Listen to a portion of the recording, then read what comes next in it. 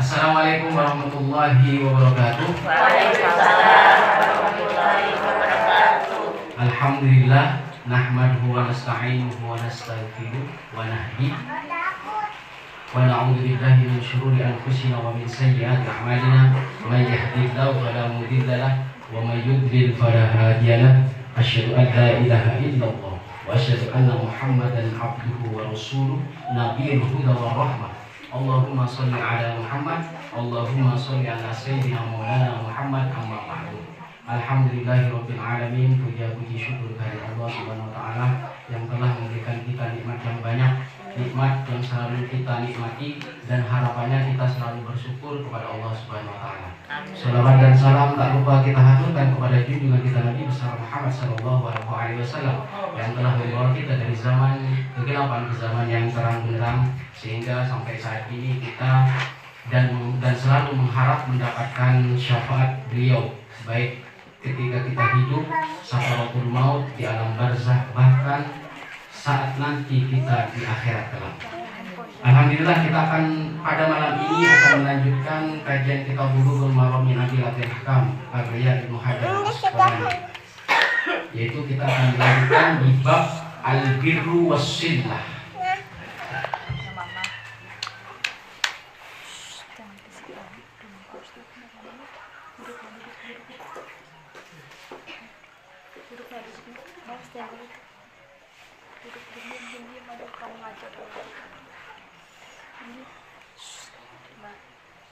Babul birri wassillati. Jadi kalau di sini ada keterangannya al-birru bi kasril ba'i at-tawassu fi fi'lil khairi. Jadi maksudnya bir itu adalah meluaskan, melebarkan perbuatan baik. Jadi kebaikan itu harus dilebarkan. At-tawassu fi fi'lil khairi. At-tawassu itu berasal dari kata wasi'ah atau luas, meluaskan. Jadi kalau sudah luas berarti orang yang terkena kebaikan ini harapannya menjadi lapang, hati lapang, pikiran lapang, dan lingkungan kita akan menjadi lapang. Ini yang dikatakan al-birru. Jadi bisa dikatakan al-birru berkaitan dengan birrul walidaini. Ya apa? Apa artinya birrul walidaini? Jadi mengabdi atau berbuat baik kepada orang tua, ibu dan bapak kita.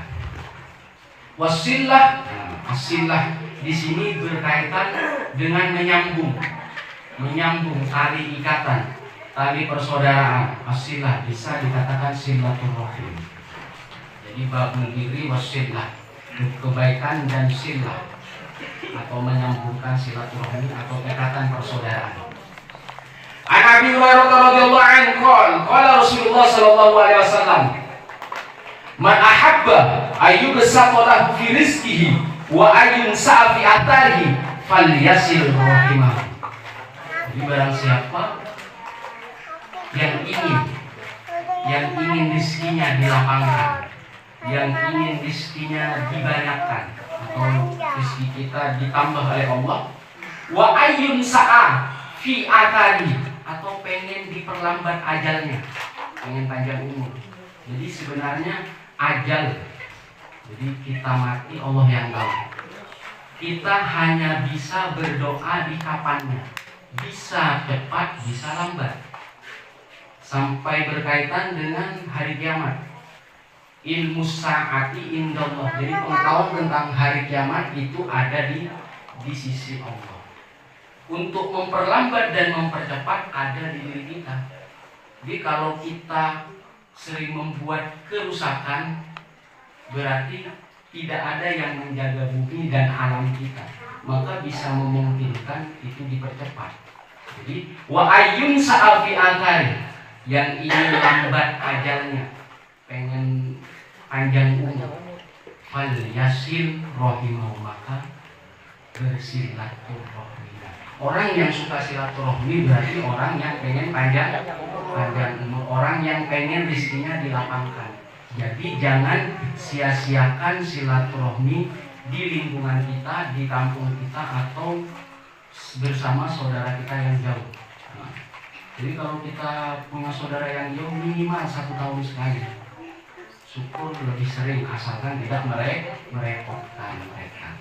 Jadi barang siapa yang ingin, yang mencintai, siapa yang tidak ingin rezekinya dilapangkan, rezekinya dibanyakin, rezekinya ditambah.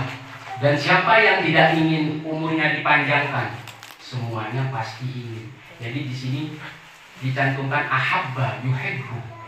Berarti bukan hanya suka, bukan hanya ingin, tapi mencintai. Mencintai rezeki yang luas yang dilapangkan oleh Allah. Jadi ketika orang bersilaturahmi, maka ada dua manfaat, ada dua sesuatu yang berguna. Yang pertama adalah rezekinya lapang, kemudian yang kedua adalah panjang umurnya.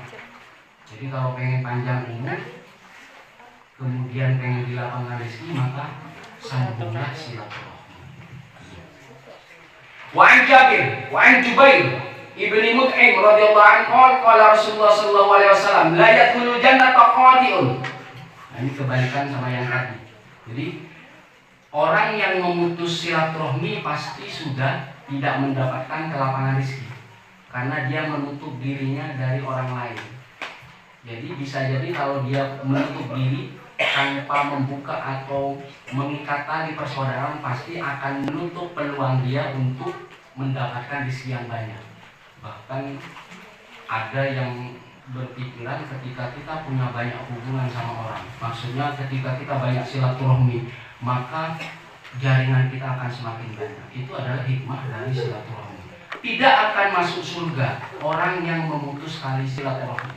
La yadkhulul jannah qati'ur rahim, maksudnya yakni qati'ar rahimin, orang yang memutuskan tali silaturahmi. Jadi kebalikannya, orang yang menyambung akan dapat perluasan rezeki dan bisa dipanjangkan umurnya. Kalau orang yang memutus, orang yang memutus itu potensinya akan membenci, bisa jadi sering bertengkar. Jadi kalau orang bertengkar itu jangan diam-diaman lebih dari 3 hari. Selanjutnya, wa 'anil Mughirah bin Syu'bah radhiyallahu anhu anna Rasulullah sallallahu alaihi wasallam qala inna Allah harrama 'alaikum hukukal ummahat wa wa'dal banat wa man'an wahatin wa kariha lakum qila wa qal wa kathratu su'al wa idha'atal mal. Jadi dari Mughirah bin Syu'bah, sesungguhnya Rasulullah SAW bersabda, sesungguhnya Allah harrama 'alaikum, jadi Allah mengharamkan atas kalian hukukal ummahat, durhaka kepada ibu-ibu kita. Jadi yang pertama adalah Allah mengharamkan kita durhaka kepada ibu-ibu kita. Wa wa'dal banat. Kalau sekarang semoga tidak ada dan hampir nggak ada. Kalau zaman dulu, di zaman jahiliyah, itu ada kebiasaan sebagian kaum jahiliyah itu mengubur anak perempuan. Jadi anak perempuan itu dianggapnya tidak berpotensi. Anak perempuan itu kalau dia dibiarkan hidup sampai dewasa bisa membuat kita miskin. Ada keyakinan yang seperti itu. Wa wa'dil banat. Jadi mereka menguburkan anak-anak perempuan itu dalam kondisi hidup. Sehingga ketika Rasulullah ini akhirnya menyampaikan kepada orang jahiliyah waktu itu bahwa saya mengubur. Jadi kalau sekarang menyengsarakan anak pun tidak boleh, apalagi ini wawak dan banat. Jadi mengubur anak, ini anak perempuan banat, anak perempuan hidup. Waman an wahatin, melarang seseorang untuk berbuat baik, melarang orang untuk bersedekah, melarang orang untuk berinfak, melarang orang untuk ikut kegiatan-kegiatan yang positif. Wahatin itu mengambil sesuatu harta yang bukan haknya, ya, dengan tipu daya, dengan hal-hal lain yang tidak jelas. Jadi waman an wahatin. Wa kariha lakum qila wa qala, dan tidak dikehendaki bagi kalian qila wa qala. Katanya sering menggosip, katanya sampai penggosipan itu dia berpotensi kepada menghina orang lain, merendahkan orang lain dan meremehkan orang lain. Jadi seperti tersebarnya fitnah itu keburukan. Jadi wa kariha lakum qila wa qala, katanya itu bukan anak kandungnya, katanya tidak boleh. Jadi Tidak boleh kila wa qala, katanya dia mengatakan. Jadi kalau berkaitan dengan aib orang lain, tutupi dia ketika dalam keadaan ramai, nasihati ketika dalam keadaan sepi. Jadi tutup ketika ramai, nasihati ketika sepi, sehingga nama baik dia terjaga. Wakatrotas soal. Jadi banyaknya bertanya yang tidak penting. Apa ini anak kandungmu? Ini anak dari siapa? Itu nggak boleh. Sesuatu yang akan memunculkan aib seseorang, itu nggak boleh. Wa idu'atal mal. Jadi menyia-nyiakan harta. Jadi menyia-nyiakan harta yang tidak dibutuhkan, bahkan dia bisa mubadir. Sesungguhnya orang-orang yang berlebihan, orang-orang mubadir itu ikhwana syaitan, mereka adalah teman-teman setan. Jadi kalau kita harta itu kita anggap sebagai ibarat, ibroh, sebagai pelajaran, semakin banyak semakin kita bersyukur, semakin banyak semakin kita memberi, semakin banyak semakin kita berinfak, dan semakin banyak semakin kita bisa mendukung kegiatan-kegiatan positif, maka lingkungan kita akan menjadi lingkungan yang baik. Dan kepada keturunan selanjutnya akan menjadi generasi-generasi yang kuat. Jadi bukan hanya Islam itu banyak, 80% mayoritas Islam, tetapi Islam muslimnya seperti buih saja. Jadi tidak punya kekuatan apapun. Nah, gitu. Jadi kalau itu dimulai dari kita, dari lingkungan kita, insya Allah kita akan menjadi kuat. Keadaan apapun yang datang dari luar pasti akan kita hadap. Pasti kita kalau sudah kuat tidak punya ketakutan. Nah, karena ketika kita kuat maka akan menghilangkan ketergantungan. Bahkan kita selalu memberi. Jadi lebih baik daripada menyia-nyiakan harta, arahkan ke suatu hal yang positif, yang menimbulkan kita akan menuai pahala di akhirat kelak.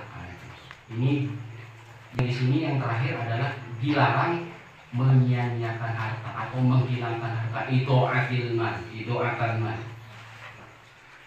Wan Abdullah bin Umar, an Abdullah bin Amr bin As, an Nabi sallallahu alaihi wasallam qala, ridallahu fi ridal walidain wa sukhtullah fi sukhtil walidain. Jadi dari Abdullah bin Amr bin As, Rasulullah sallallahu alaihi wasallam bersabda, keridhaan Allah itu berada pada keridhaan orang tua. Wa sukhtullah fi sukhtil walidain.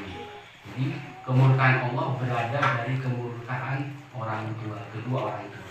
Sering kita misalkan berbeda pendapat dengan bapak kita, dengan ibu, bahkan yang sering itu dalam pemilihan pasangan.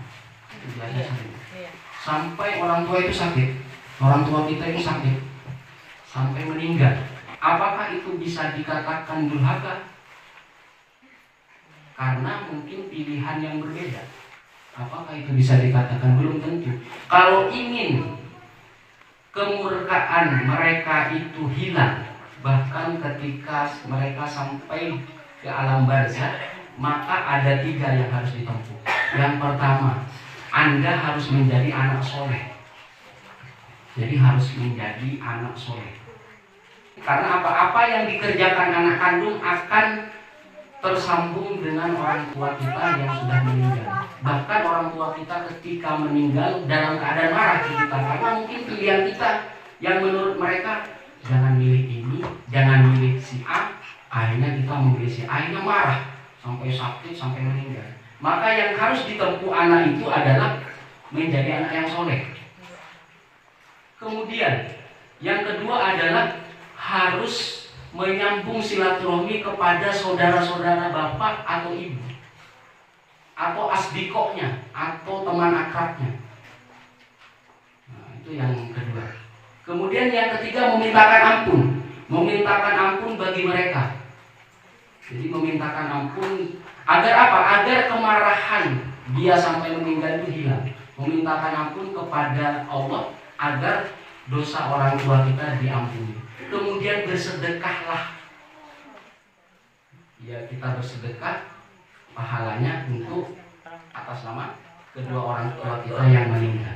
ini ya. Jadi kalau misalkan kita sering berbeda pendapat atau kita punya perkara yang mungkin antara anak dan orang tua itu berbeda, bahkan sampai marah, mungkin sampai bertengkar atau sampai sakit, kemudian sakit mikir karena pilihannya tidak sesuai, jadi tidak sesuai sama pilihan orang tua, maka 3 tadi yang ditempuh. Jadi anak soleh, kemudian bersilaturahmi kepada kerabat, saudara bapak dan ibu atau teman akrabnya, atau yang ketiga adalah minta ampun dan bersedekah untuk orang tua kita yang meninggal. Ini. Jadi di sini ridho keridhaan Allah. Agar apa? Agar kita mendapat keridhaan Allah. Wa suhtullah fi suhtil walidaini. Kemurkaan Allah ada di kemurkaan kedua orang tua kita. Untuk menghindari orang tua kita murka, maka 3 langkah itu menurut fuqaha di kitab Durratun Nasihin.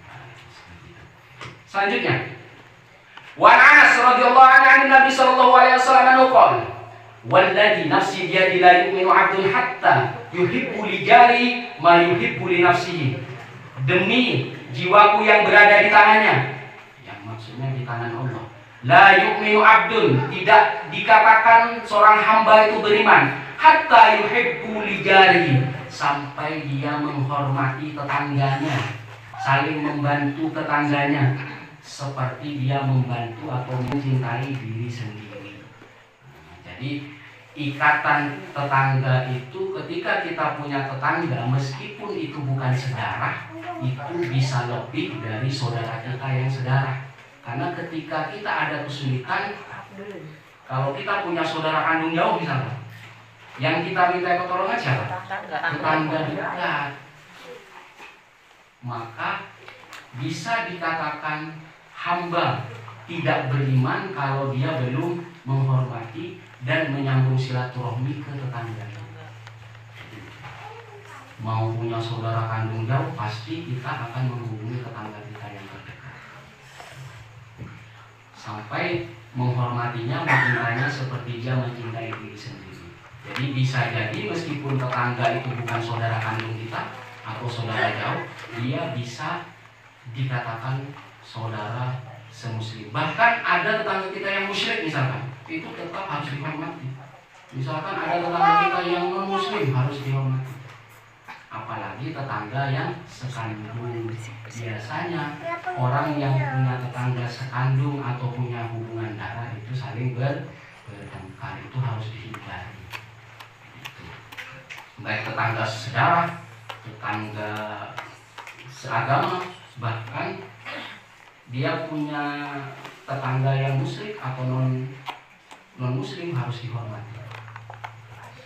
Karena tidak dikatakan seorang hamba itu mukmin kalau dia belum menghargai tetangganya sebagaimana dia menghargai dirinya sendiri. Wa Abdullah bin Amr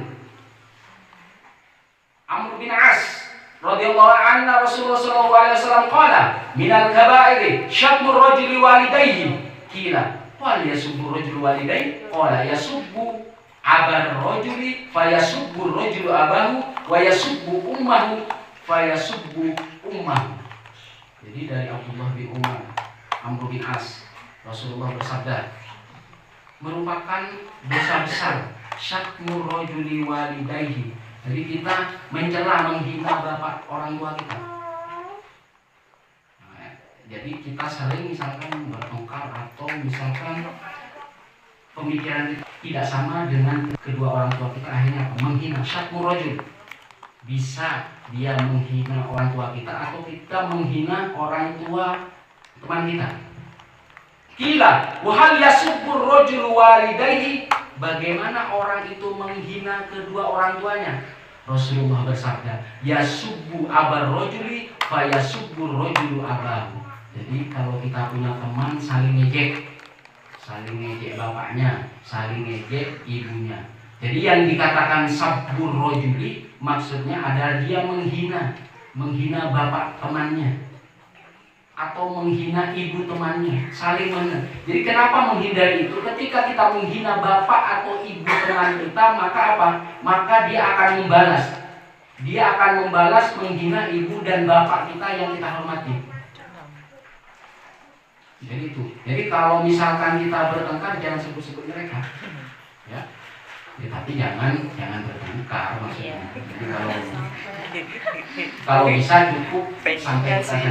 Jangan kemana-mana sampai ke kakek nenek jangan. Ya.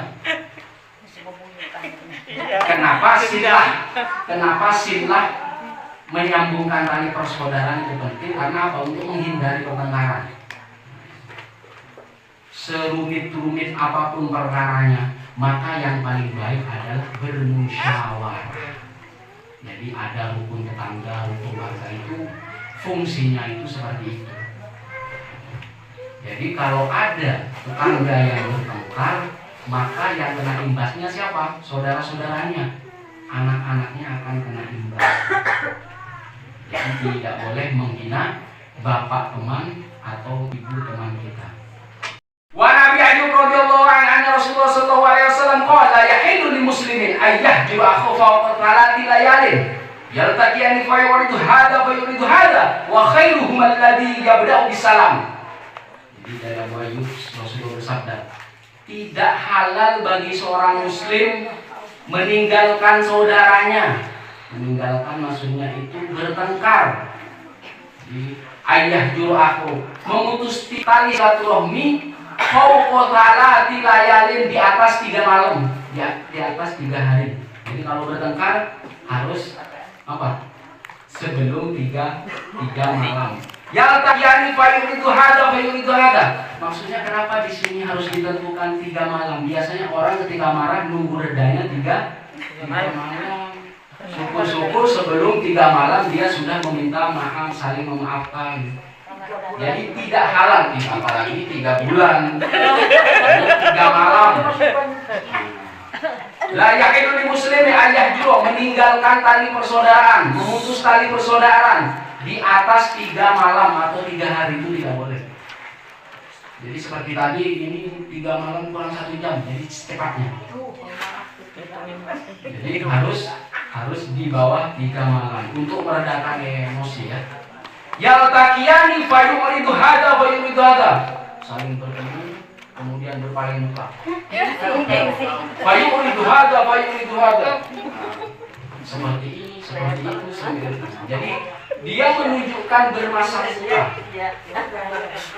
Fa khairuhum alladhi yabda'u bisalam, maka ketika hati masih menyimpan marah, masih belum ikhlas terpaksa, maka mulailah Assalamualaikum. Jadi meskipun hati sakit ya, Assalamualaikum. Itu harus dihindari. Yaltaqiyani, jadi 2 orang yang bertengkar ya jangan mengambil jalan lain kalau bisa. Harapannya kita memulai duluan. Harapan kita memulai duluan menyapa. Yang lebih baik disalam, Assalamualaikum. Atau lupa ya. Kalau didiemin gimana Ustaz? Ya. Jadi kalau diam, yang penting ini yang lebih baik, wa khairuhuma, yang paling baik dari kedua orang yang bertengkar itu daripada apa itu tadi?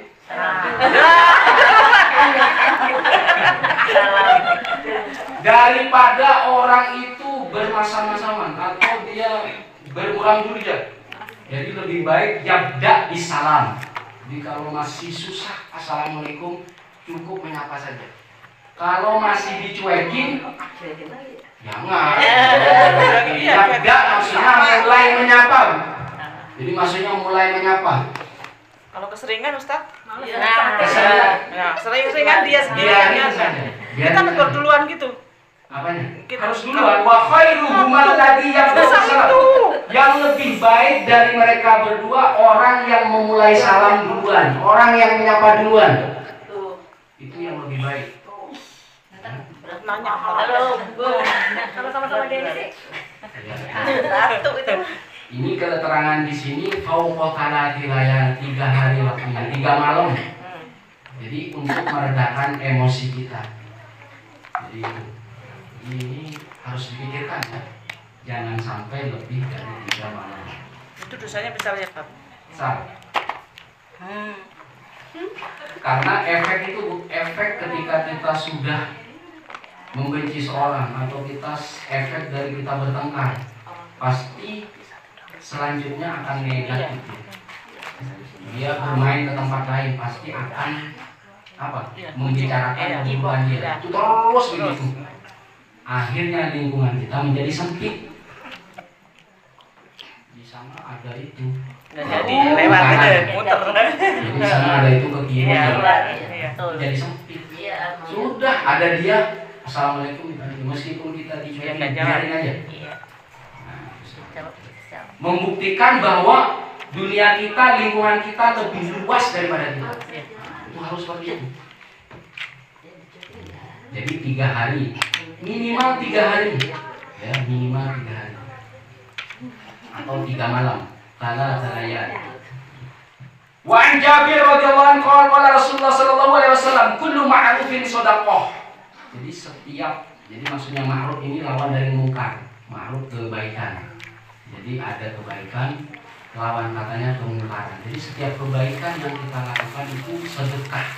Sedekah itu bisa diartikan kita membenarkan apa yang diperintah Allah, apa yang diperintah Allah dan Rasulnya, membenarkan. Karena dikatakan di sini kullu ma'rufin, setiap perbuatan baik itu sama dengan sedekah. Wa Abi Dzar radhiyallahu anhu qala Rasulullah sallallahu alaihi wasallam la tahqirunna minal ma'rufi syai'an, la tahqirunna minal ma'rufi syai'an walau antalqa akhaka biwajhi talqin. Jangan meremehkan, jangan menganggap enteng perbuatan baik seseorang sedikit pun, meskipun kita anggap perbuatan baik itu sepele. Jadi kalau orang sudah niat baik, itu jangan sampai kita menghinanya. Walau antal ko akhoka biwajhi talqin, meskipun Anda tersenyum ketika bertemu saudaramu. Antal ko akhoka biwajhi talqin, jadi tersenyum menunjukkan kita itu ramah. Itu bagian perbuatan baik, bisa dikatakan sedekah.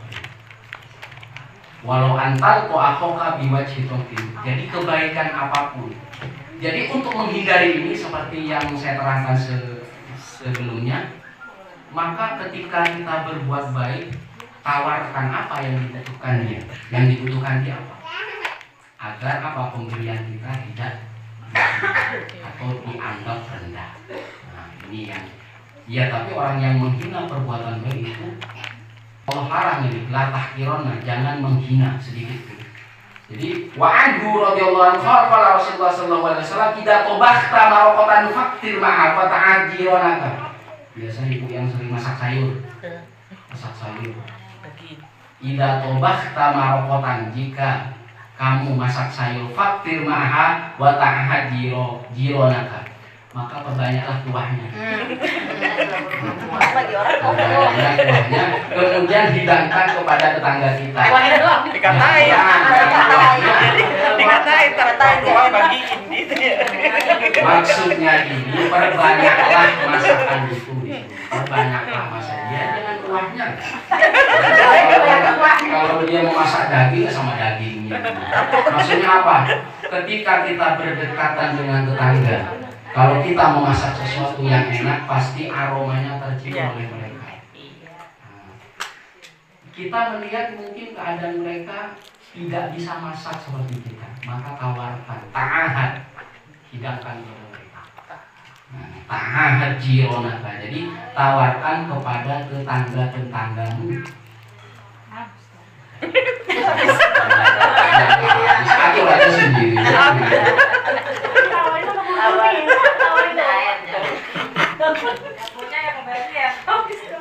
Atur, kalau masalah itu atur aja sendiri.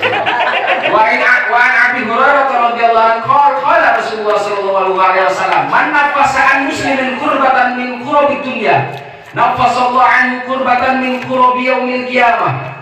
Wa man yassara ala muslimin yassarallahu alaihi fid dunya wal akhirah. Wa man satara musliman satarallahu fid dunya wal akhirah. Wallahu fi auni 'abdi ma kana 'abdu fi auni akhihi. Jadi dari Abi Hurairah, Rasulullah SAW bersabda, man nafasa, nafas. Biasanya orang yang bernafas itu apa? Sesak pikiran. Itu menunjukkan orang itu susah, kesempitan. Ya kan? Astagfirullah.